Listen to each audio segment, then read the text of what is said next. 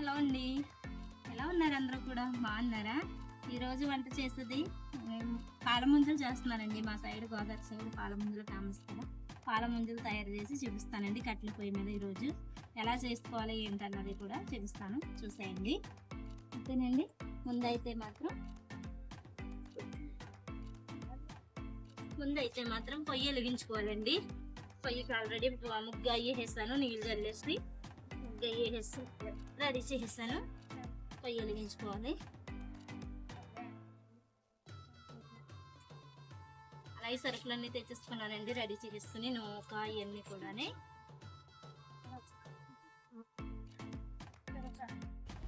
పొయ్యి వెలిగించుకొని కళాయి పెట్టుకోవాలండి. కళాయి పెట్టుకొని తర్వాత గ్లాసుడు నూక తీసుకున్నానండి. ఉప్మా రవ్వ అండి, ఇది బొంబాయి రవ్వ అంటారు కదా, ఉప్మా రవ్వ. ఈ గ్లాసు నూక తీసుకున్నాను, పక్కన పెట్టుకుని మరో గ్లాసుతో అదే ఆ గ్లాసు ఈ గ్లాసు ఉంటే 2 గ్లాసులు పాలు తీసుకుంటున్నాను. 2 గ్లాసులు పాలు తీసుకోవాలండి. 2 గ్లాసులు పాలు వేసుకుని ఇవి చెత్తపడిపోకుండా పొయ్యి మీద ఇది వస్తుంది కదా, పొయ్యి తిరగబడేదాకా మూత పెట్టుకుని మంట పెట్టుకోవడమేనండి. ఇది పాలు మరిగి లోపల ఒక కొబ్బరికాయ తీసుకున్నానండి. కొబ్బరి కూర కావాలి కదా పాల ముంజల్లోకి.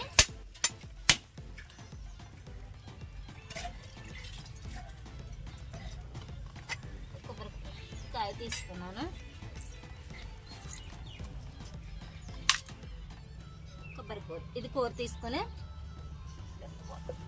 సరిపోతుంది.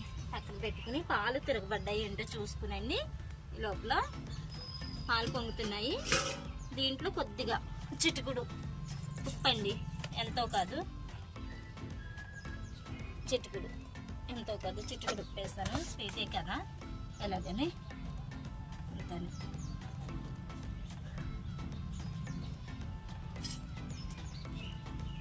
పాలు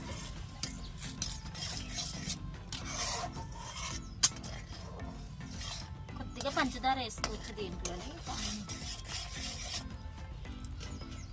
దీంట్లో పాలు తిరగబడిపోయినాక గ్లాస్ నూక, అంటే గ్లాసు అంటే సాల్ట్ పడుతుందండి. ఇది కొద్దిగా వేసుకుంటూ కలుపుకోవాలి. ఇది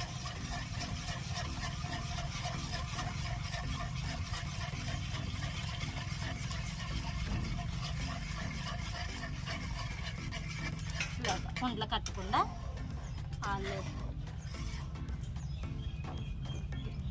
పొయ్యి మీద కదా కొద్ది చెత్త పడుతూ ఉంటాం.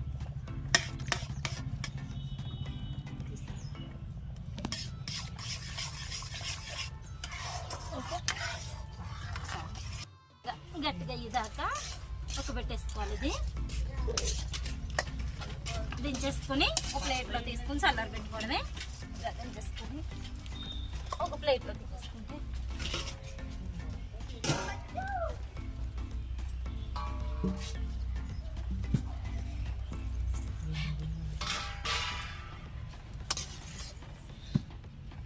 ప్లేట్లో తీసుకుని చల్లారుతుంది. ఈ లోపల కొబ్బరి కూర తీసుకుని కొబ్బరి నుంచి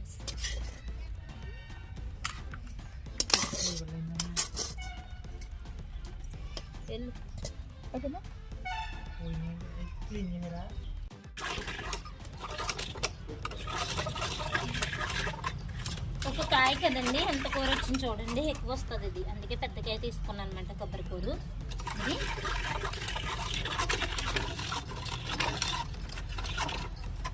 అక్కడ ఎరుకు కదా, ఇలా పెట్టుకున్నానండి. మళ్ళీ దాకా పెట్టుకుని ఇప్పుడు కొబ్బరి కూర చెయ్యాలి. ఇది కొబ్బరి కూర ఒక 5, అలాగే బెల్లం ఒక కప్పు. బెల్లం ఒక కప్పు వేస్తున్నాను. వేసుకొని వాటర్ ఏం పడదండి దీంట్లోని, ఇదే సరిపోతుంది. వాటర్ వేసుకొని ఇలాగా తిప్పుకుంటూ ఉండాలి, కలుపుకుంటూ ఉండాలి. ఇది అయితే 1 గంట అవుతుంది. కొద్ది మంట ఎక్కువ తగులుతుంది అందులోకి. నేను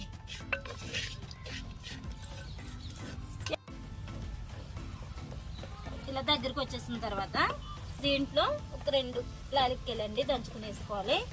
ఇలా సరిపోతుంది. ముద్దలాగా అయింది కదా, ఇలా సరిపోతుంది. దించేసుకోవాలి.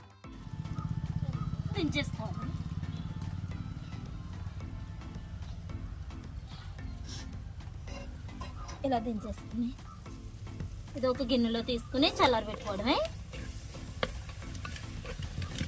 కళాయి పెట్టుకుని దీంట్లో డీప్ ఫ్రైకి సరిపడా డీప్ ఫ్రై చేయాలండి. ఆయిల్ పోసుకోవాలి. ఇట్లా ఆయిల్ వేసుకుని లోపల ఆయిల్ కాగి లోపల వేసుకోవాలి. ఇదంతా కూడా ఇలా చేసుకున్న తర్వాత ఇది ఇలాగా కుడుముల టైప్లో ఇలా చేసేసుకొని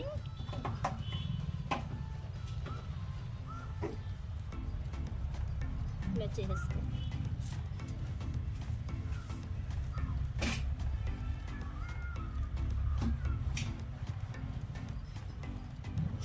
ఇలా చేసుకున్న తర్వాత కొబ్బరి కూరు దీంట్లో పెట్టేసుకొని ఇలా స్టఫ్ చేసుకోవడమే. ఇవన్నీ కూడా ఇలా స్టఫ్ చేసుకోవాలి. ఇక్కడ కూడా మనం కొద్ది తడి చేసుకొని ఇలా పెట్టేసుకోవాలి.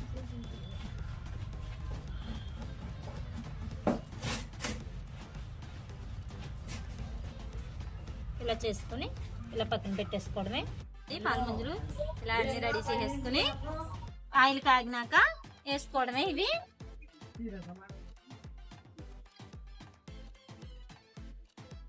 ఇవన్నీ కూడా బాగా మంట ఎక్కువ లేకుండా మళ్ళీ ఉడకాలి కదా, ఇవన్నీ కూడా వేసేసుకుని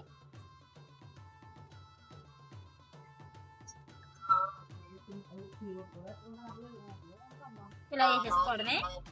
అన్ని కూడా వెంటనే కూడా తిప్పకూడదు. వెంటనే తిప్పితే ఇలాగ విడిపోతాయి. మళ్ళీ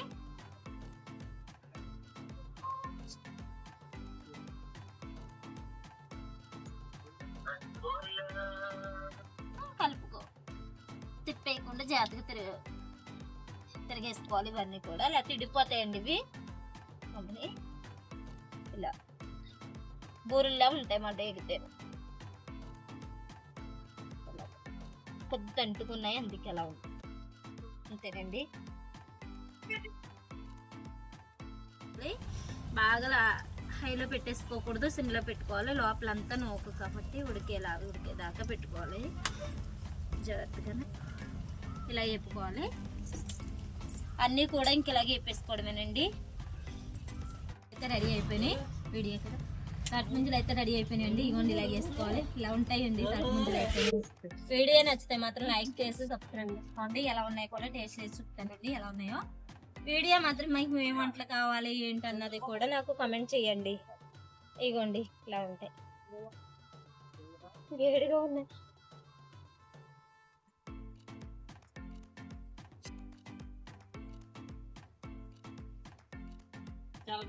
బాగున్నాయండి. మీకు ఏమేమి కావాలో కామెంట్ మాత్రం చేయండి. ఓకేనా?